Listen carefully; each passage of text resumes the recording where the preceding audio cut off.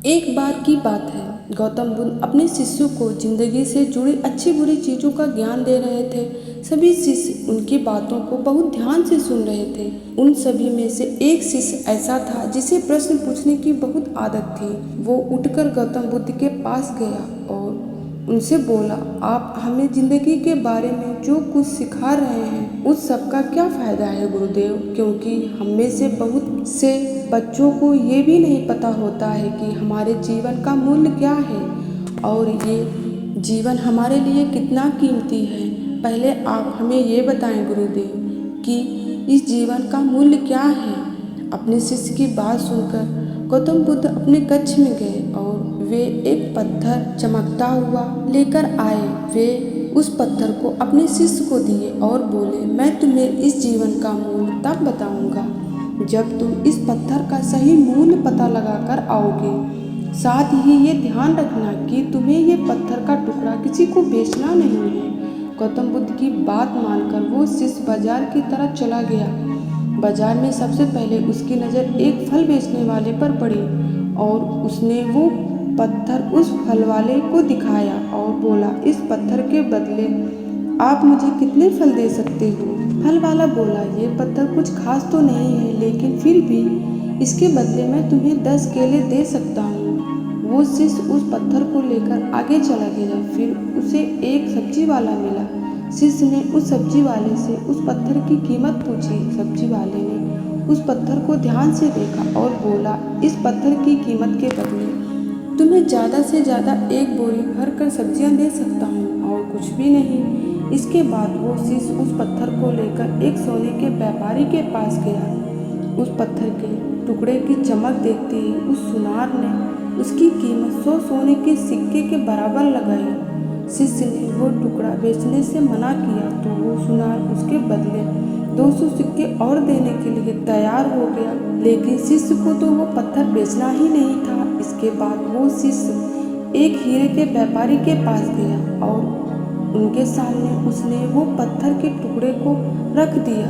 उस पत्थर को देखते ही हीरे के व्यापारी ने एक साफ कपड़ा बिछाया, उस पत्थर को उसके ऊपर रखा, फिर उसकी परिक्रमा की और हाथ जोड़कर उस पत्थर को कपड़े में लपेटते हुए वो बोला, तुम जिसे मामूली पत्थर समझकर उसकी कीमत पूछ रहे हो, असल में ये एक बेशकीमती रूबी है। ऐसा रूबी हर किसी को नहीं मिलता। मैं अगर अपना सब कुछ भी बेच दूं तो भी इसकी कीमत नहीं चुका सकता। उस व्यापारी की बातें सुनकर वो शिष्य हैरान हो गया। वो दौड़ा दौड़ा सीधा बुद्ध के पास आया और उसने जो भी कुछ बाजार में हुआ सब बताया। उसकी अचरज भरी बातें सुनकर बुद्ध बोले, तुम्हारे सवाल का जवाब इस रूबी कीमत में ही छिपा है। हमारा जीवन भी एक रूबी है। रूबी की तरह ये भी बेशकीमती है, लेकिन हम इस बात को हमेशा नज़रअंदाज करते हैं और अपने जीवन का मूल्य नहीं समझते। हम दूसरों को देखकर और उनके जैसा जीवन जीने की कोशिश में अपने जीवन की कीमत को कम कर देते हैं। हम ये सोचते हैं कि हमारी ज़िंदगी की कीमत वही है जो दूसरों हमें बताते हैं, लेकिन ये बात हमेशा ध्यान रखना दोस्तों कि सामने वाला अपनी हैसियत, बुद्धि और अपनी समझ के हिसाब से तुम्हारी कीमत लगाता है। दोस्तों, इस छोटी सी कहानी के माध्यम से बुद्ध हमें ये सिखाना चाहते हैं कि ज़िंदगी सिर्फ एक बार मिलती है, इसलिए इसको बर्बाद ना करें।